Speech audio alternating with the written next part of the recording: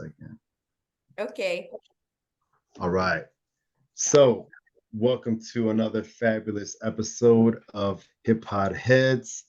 I am No Sage along with Novak, as always, my co-host, and we have some special guests here today. First and foremost, we have my cousin Liza.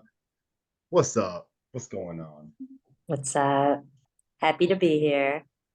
I had you as a guest on my former Squeeze and Lemons podcast, and I needed to have you on the hip hop one. We're gonna get into it because I feel like a lot of my hip hop origins comes from you, so I appreciate you. Yeah. You know, That's nice of you to say. It's been a long time though. It's been a couple decades.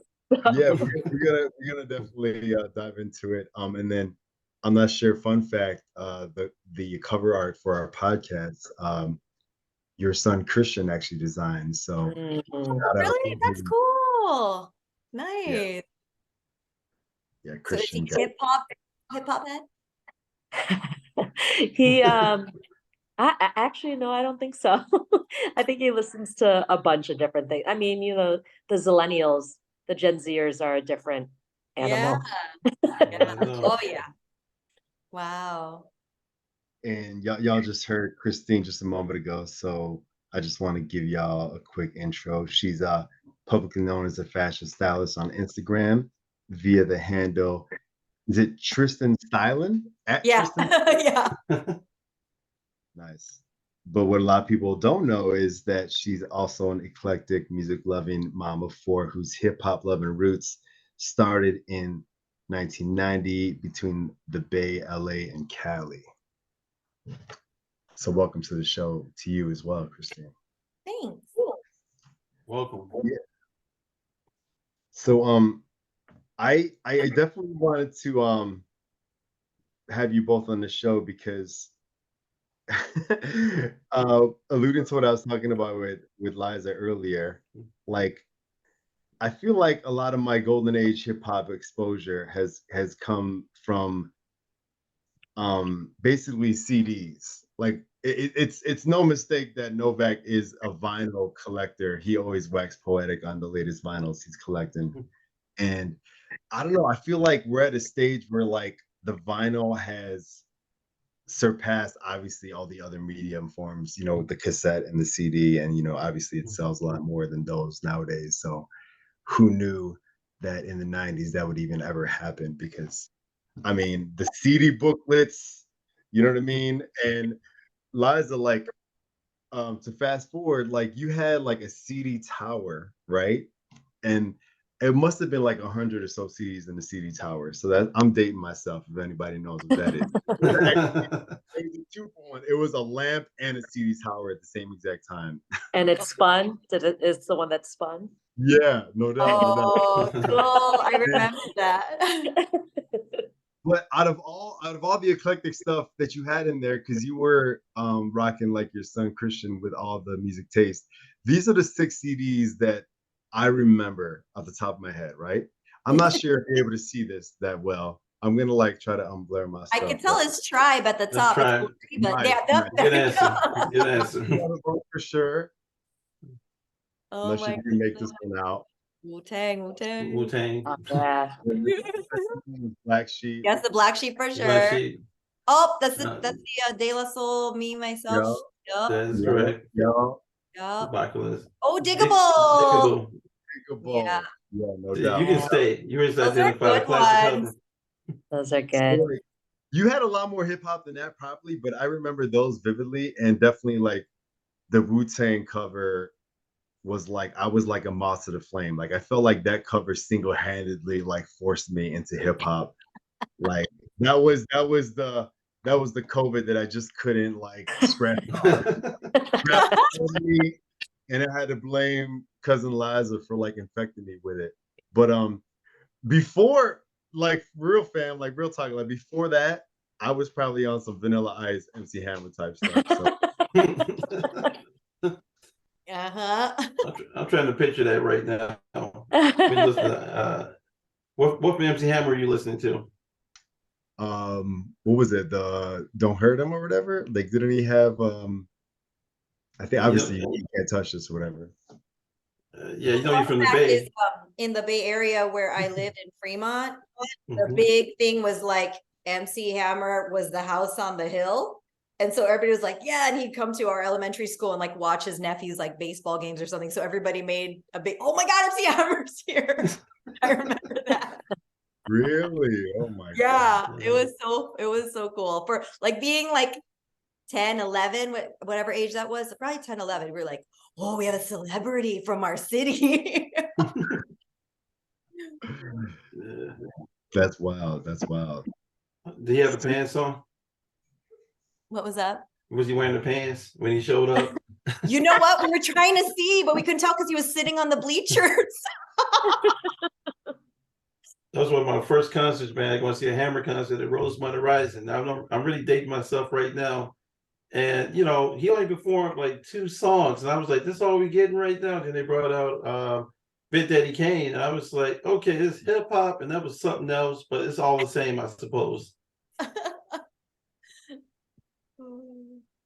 Yeah, 100%. I mean, so it's kind of like I was just curious on any of your earliest memories of like CDs and tapes and like I don't know, like stuff that you probably played till it was unplayable, or like, the ribbon on the tape would break or the CD would scratch, you know what I'm saying? Like any like vivid memories that y'all remember? Because obviously we're in the vinyl mecca right now, but like I have a soft spot for like, like walking around with my Walkman and the anti-skip device that wouldn't always work. It was false advertising to say the least. Uh-huh. Mhm. Yeah, I remember well, it's funny because you talk about like the CDs, but up until I think I started to be able to make my own money, whether it was allowance or whatever, like my way of having music was sitting by the boombox and hitting record and play at the same time before the DJ started. And he started talking. Oh man, I didn't get the intro. So it was all mixed tapes, and yeah, so like I don't think I ever had like a tape burnout or like run out. Oh no, I did once, and that's a bummer. That's like so sad when that happens, right? It's like you make this mixtape and it's like perfect. The DJ didn't talk over the music, and then it's ruined. Like there's no copies, like it's done. You guys had a wake up. You guys had a wake up show out there. Wake up show. I think we had ours was like I listened to like the Man Cow. I listened to Man Cow. Mm-hmm. Uh-huh. I remember him. Oh my gosh, and I remember all the girls love Theo. Color lines, I mean, he was the heartthrob, and it was like this, it was the big, oh my gosh, we see us on TV.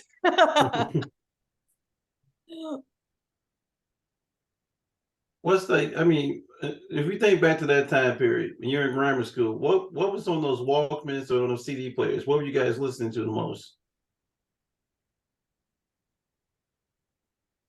You first. Well, for me, I mean, I would say those CDs that No Sage just showed, I did listen to those a lot.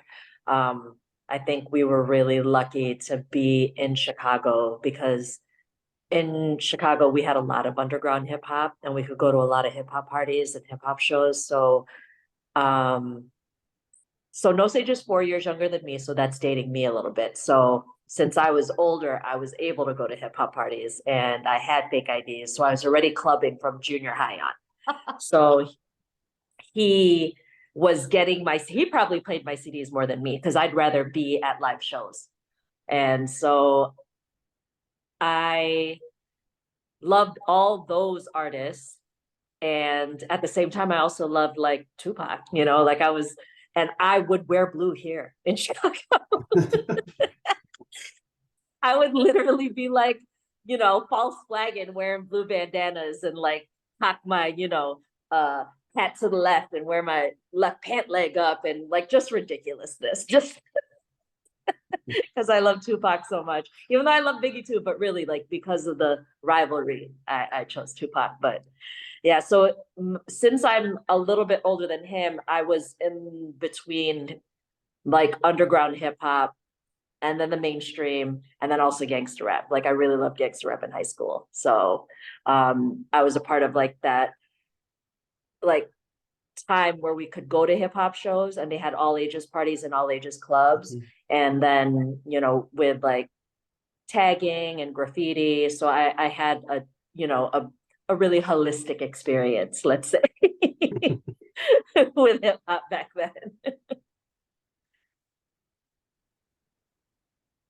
I would say, okay, so yeah, 40, I'm 42 now, so born in 80. So like at about 10, like in 1990 is when I was able to start buying my own music, change the station to what I wanted to listen to, you know?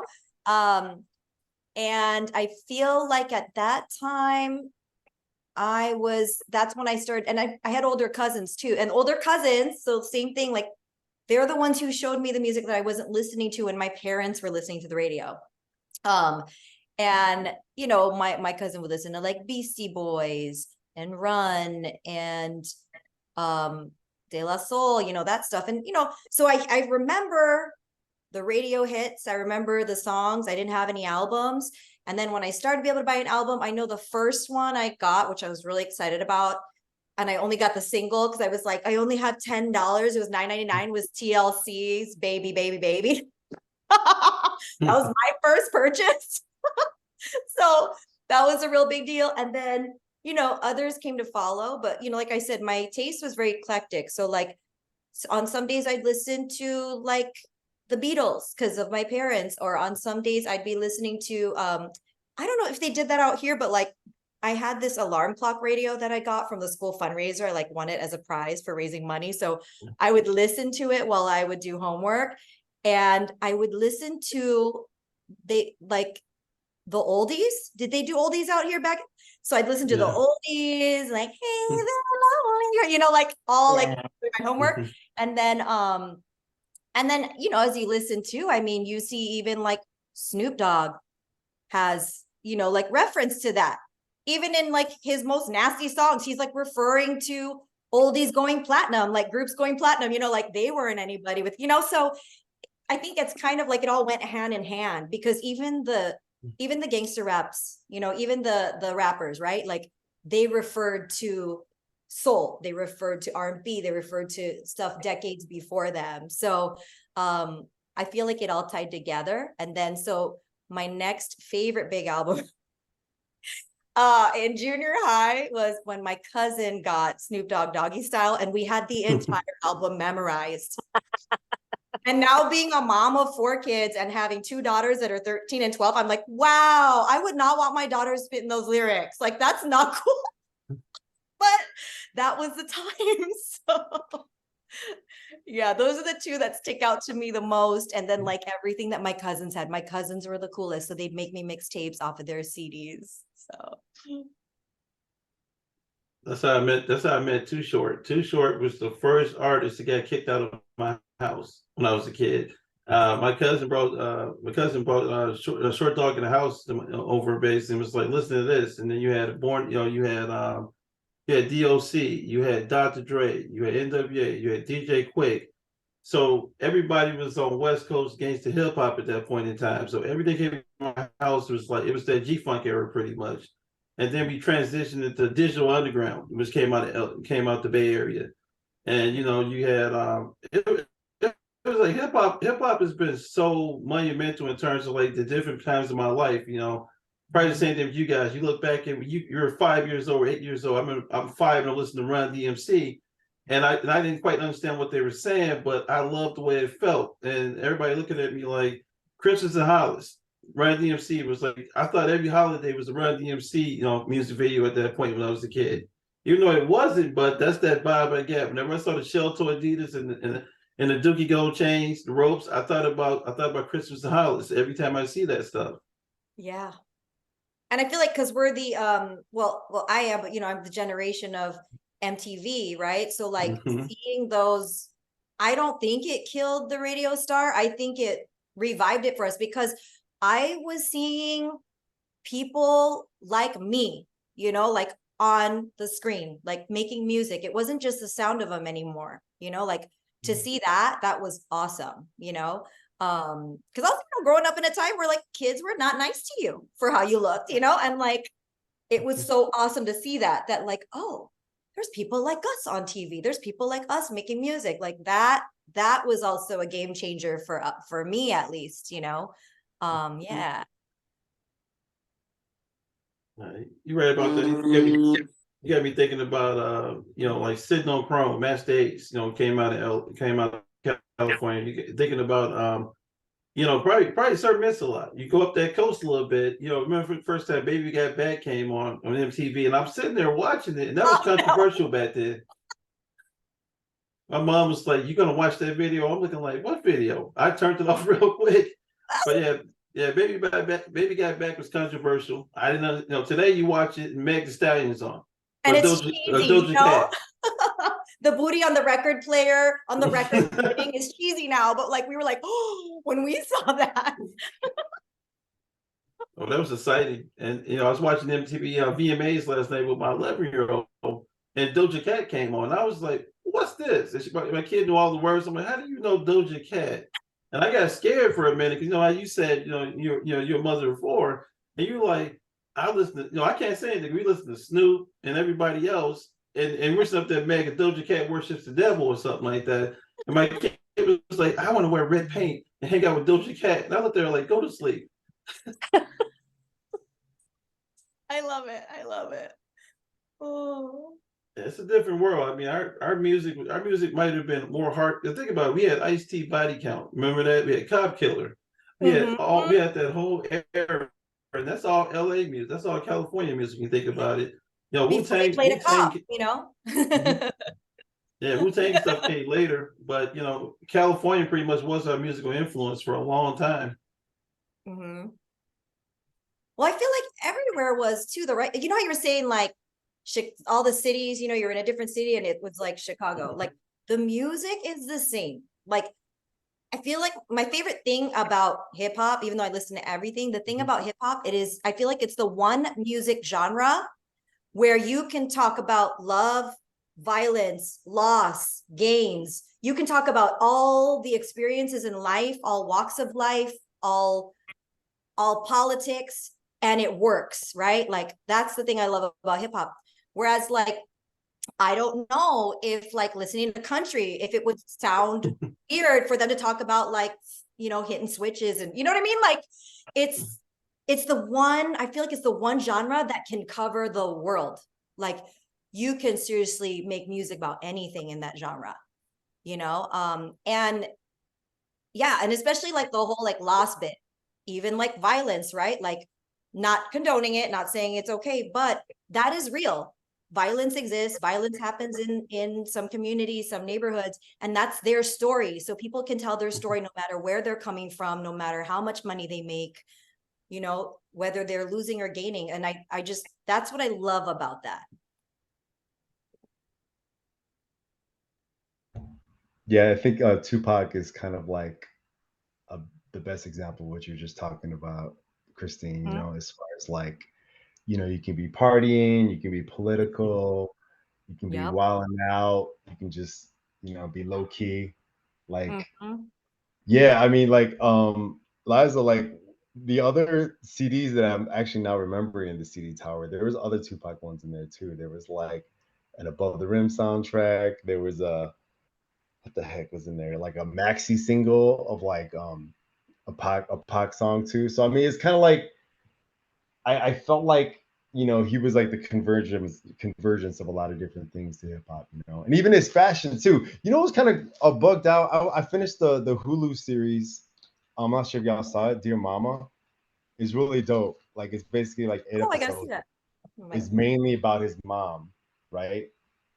And there's so many like fun facts in there. But the one crazy thing that I remember was like, I think when he did the Get Around video, and obviously there was like tons of girls in the video, right? And he told all of his dude entourage, like, "Hey, y'all got to take your shirt off too, This is like equal equality here. I'm like, what? My man, he's kind of like half joking, but he was like half serious at the same time. That's why you always saw him with like no shirt, just tatted up, you know?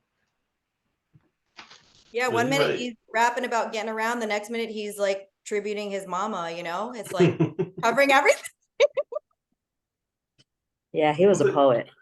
I can see the favoritism there. You know, you go from Brenda Got a Baby the underground song to Violence off of Tupacalypse. I mean, he changed his style changed so much. You know, Pac went through like many different like mind states. You know, sometimes I just think like this guy's either he's got multiple personalities or he's just this damn talented. You know, he's just that talented. I mean, Pac is probably still underrated, even being a great artist at this point. Yep. Did you guys have because now that I think about it, I don't know if it was just like a California thing or was like underground wise was Grouch and Eli, and did they all make it out here? Like did their music hit the waves out here? Because yeah. Grouch made it out here. I know Eli is. You had a couple. You had the Like the Living Alcoholics, Legends, like all of like them, like Legends. the Legends. Okay. Oh, cool. Yeah, Yeah, their shows were the best. Chicago's very underground with hip hop, so we're always looking for something that nobody knows about. That's how Chicago is. We're looking for like that unknown artist. I got somebody you don't know about, and you play it for him. Everybody, who is that? That's the Alcoholics. That's how.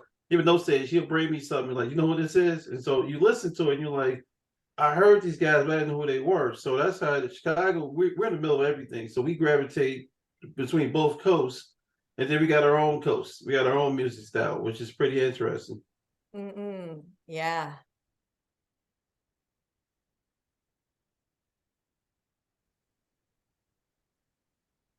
Oh, we can't hear you. Are you muted? No. Coming back. Is this any better? Can you hear me now? Yeah, there we go. Yeah. Oh, I was just gonna say, like, even back to the medium, right? I think there was like this like hip hop slash B96 like mixtape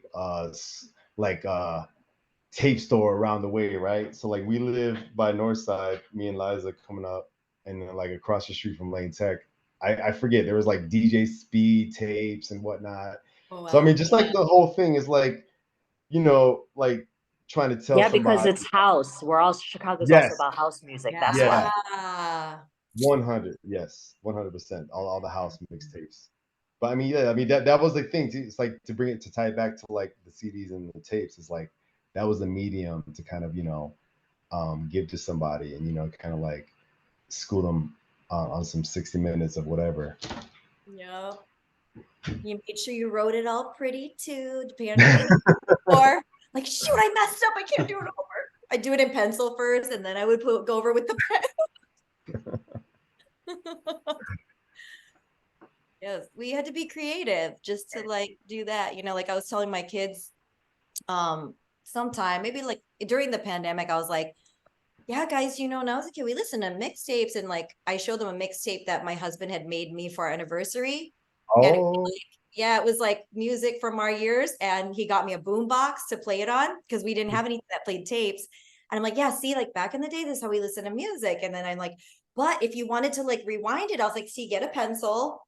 And my eldest, who's now 20, he was like, Mom, you're making yourself old right now. And I was like, what? This is cool. They're like, no, it's not. We're bored. Like,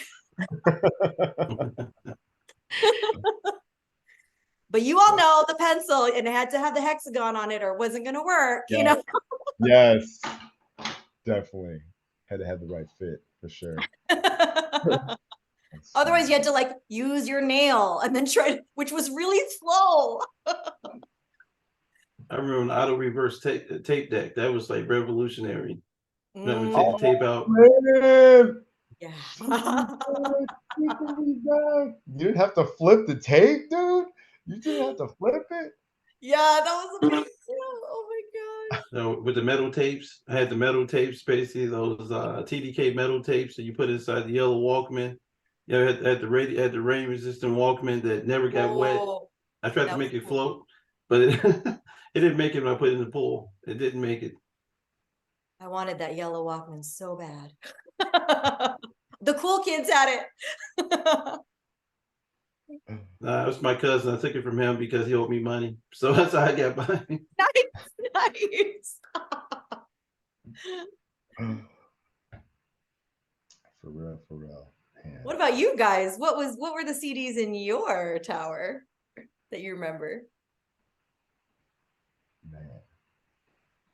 Yeah, Novak. Did you have any the thing was is that I'm kind of like going down the rabbit hole a bit, but another reason why me and Novak found each other is because he was basically the DJ of our like dorm hall. Like every time you're walking down a hall, it's like Novak's pounding something like through the hallways, and you just had to just walk by like what you bumping in there? And yeah, Oh. you definitely had the CD tray. It must have been like 5 discs or something, maybe more, or maybe 100 discs. You know, the ones where they're all like lined up side by side. Yeah, at the 100 disc Sony carousel, and pretty Yes, much the carousel. Oh, yeah, you got the Loonies in there. You got DOC, Digital Underground. Tone Loc sometimes to pop up in there. You might have a little bit of Mobb Deep, Tupac. Wu-Tang. Everybody was in that trade. So I mean, it depends on what it was, because once you figure out how to get the bass just right, and he'll tell you about this, and we start buying those bigger amps and buying bigger subwoofers, and then it went into cars. So you start off in the dorm with all these speakers, and then you move in, you do it inside the car. Outside the car, doing like Alpines, I'm doing L7s and stuff like that. So it's crazy how you evolve. Like today, every time I drive by and hear a guy with his music, slugging or banging out the car, I'm like, you gotta insulate the doors, man. That rattle shouldn't happen, because I hear it and I'm just like, you gotta get your tweeters right. You should be able to hear the highs and lows when it drops, because musically, if you can't feel it when you play it, I don't understand playing it, because it's weird to listen to something at a low level. I mean, you're not listening to country music or something that you don't want to hear at that point. But hip hop had better bass line. 808s were crazy at that point in time. Today it's like it's mumbling with a slow, like chopped up, 808 at that point. It's different. It hits different. I mean, like I say back then, the music was more. There were better musicians than there are today. That's why I would say, like, the Weeknd and stuff today. They're all studio. If they perform live, it doesn't sound right. So it's kind of weird when you think about it. I think the guys today are more studio opposed to people that play natural instruments. Like you have Parliament Funkadelic behind Ice Cube at some points, during the 90s. So you had George Clinton and Ice Cube connecting on tracks. It was a different world.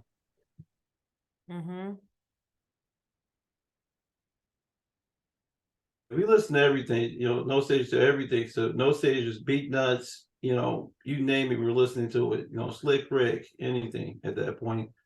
Just a whole different, I think today the problem is you don't have a lot of great artists right now, or they're all getting indicted. So everybody got a RICO now, pretty much. Is nuts. That's a requirement to be in hip hop. But you just wish better music, better genre, better lyrics. I don't even know what the lyrics are anymore. I think everybody talking about two things right now. Some of them lyrics you can't even talk about. That's like, I mean, our stuff is crazy, but listen to Sexy Red or somebody, you're like, what is really going on right now? Yeah. It's different. It's different, and I don't see. I'd have to look it up. But a producer friend had told me about how there was a study that was done, and they said that music changes with the economy. So I guess apparently the study showed that when the economy is down, it's more about the dance music and like uplifting, lifting. And then when the economy's up, everybody wants to chill, go to the beach, go on vacation, relax, because we're all happy and satisfied. So it's like, I wonder if there's a thing to that too, like the content, right? Because the content has to be relative to what everybody is feeling right now, or they're not going to identify with the music. So it's like that. I guess it's a sign of like people don't know what to create about, what to write about, what to sing about, what to rap about, because how are people going to identify? You gotta like touch their heart, like you got to get them to be like intrigued, right? And it's like, I know that like this producer friend also said that when they would receive, and I know you guys know this probably, like when they would receive like, what do you call it? Not samples, when people submit demos, it's like the assistants, it's the first 10 seconds. If they don't feel it in the first 10 seconds, they throw it out. So in the first 10 seconds, you have to captivate. That's crazy. That's crazy, you know? I mean, think about it. When you find an artist you like, you know, like I listen to SM radio a lot. Sometimes you hear artists that you normally don't hear from different coasts and everything. If they don't capture you in the first couple minutes, you change the radio station. It's the same mentality. You know, most artists don't catch you the first time. It's like some people get mad, or why you don't like Lil Baby, or why you not listen to this person. There's too many littles in rap right now. It's, you know, you got a little everybody. That's and, right. You know, and you know, you can't, you know, everybody can't be little, and then you get into the whole situation of the lyrical content is different. I mean, production's gotten somewhat okay, it's better, but the thing is, you know, you look at a Kanye or you look at somebody else, and you go like, why is this production light years ahead of everybody else? So why does everybody sound like Ye? Or everybody sound like this artist? It's crazy right now because identity in music is lost at this point. Because everybody else to say, I mean, Travis Scott and Kanye West have influenced the whole style of today. Everybody sounds like them, and it's just like, or they sound like Kanye. And it's that, you know, he's got some things going on. You always go like, okay, he kind of changed the industry, but now the industry's got to take another change to find that new style or that new Kendrick Lamar at this point. Yep. Yeah, I wonder what it's gonna be. That's exciting. Well, yeah, I mean, like, I do got to dip on a few, but I just wanted to say, I appreciate y'all like geeking out, you know, hip hop in general. Like, Christine, I think that method that I heard, I think Dr. Dre used that method a lot. Like, I think some people would call it the Dr. Dre method. It's like if you don't feel it in 10 seconds or less, then you know you're on to the next one. Yeah, I mean, it's like I know that you know, you and Liza like grew up in the 90s hip hop, so it's just super dope to geek out with y'all about it. And then like, yeah, for sure, like CDs and tapes, but even more than that, fashion, like, you know, like fashion definitely bled over into hip hop. No question about it.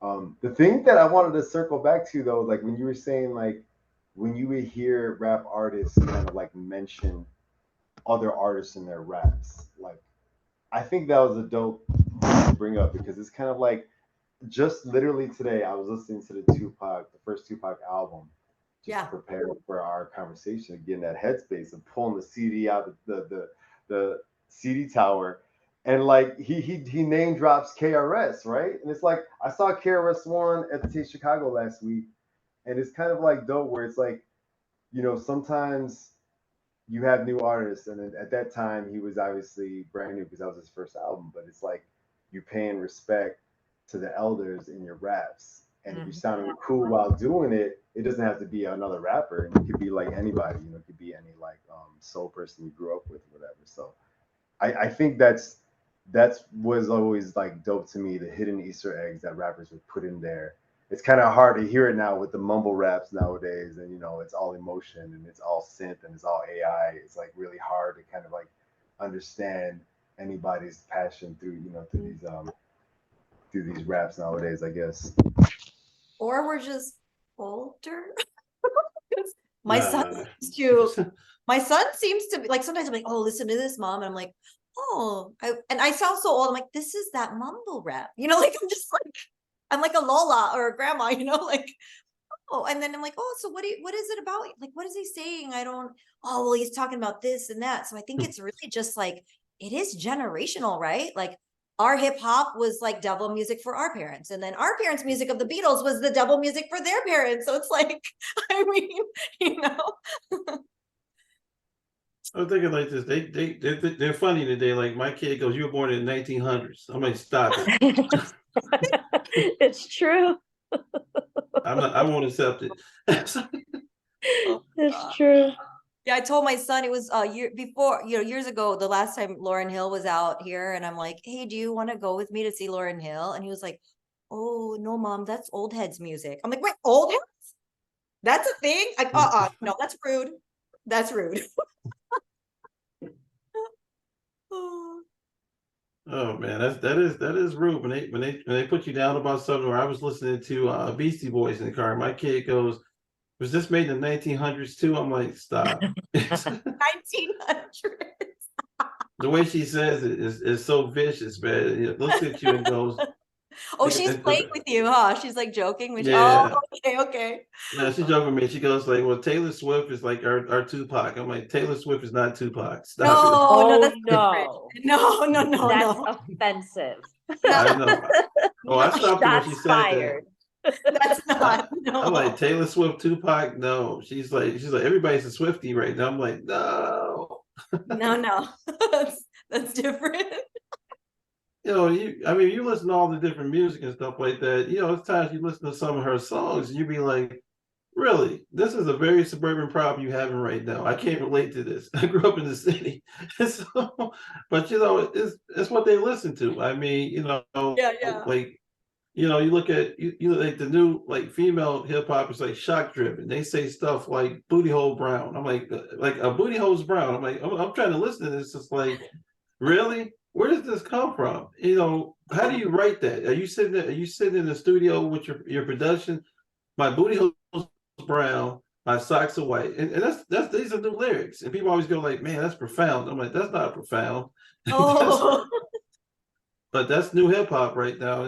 Maybe we're dating ourselves because we were like, yeah, that's kind of messed up. But we did grow up with Too Short and NWA and everybody else, and that was offensive at that time point. But you know what? It was articulate offensive. Like Ice Cube. I was listening to old Ice Cube a couple of days ago. I'm like, wow, this is pretty messed up. But I just play this in my house all the time. And my grandma looking at me like, turn that off. But yeah, it's good times with music. What we'll do is I think No Stage might have to drop. Definitely want to get you guys back on the show. We want to finish this conversation. I want to talk artificial intelligence for you guys, then go over a couple other musical topics. I feel like there's a lot more we can talk about on this discussion path. Yeah. Thank you for having us. Yeah, thank you so much for having us. I was telling No Sage, I was like, I don't know if I have a lot of value add here because I don't even listen to music anymore. I'm an old head compared to the kids. I went into a debate with some young person a couple months back, and I'm like, I can't listen to trap music. I just can't.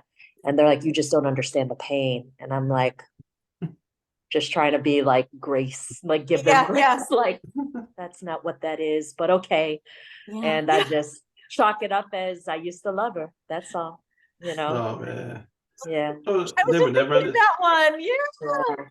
And they would never understand that. They too busy playing Meek Mills or something like that, screaming. They're living the dream that we want them to have, guys. This is what we wanted for them. That is true. That is true. No worries. And you know what? That's what we want. We don't want the worries that we had. So we succeeded. You got a point. Yeah. They don't know how to ride. They don't know how to ride the blue line, the green line, or the red line. But they still listen a little bit. Yeah. My husband and I always look at each other when they act out or they say something. We'll be like, "This is what we wanted." Yeah. We're doing good. Well, thank you. This was great. This was fun.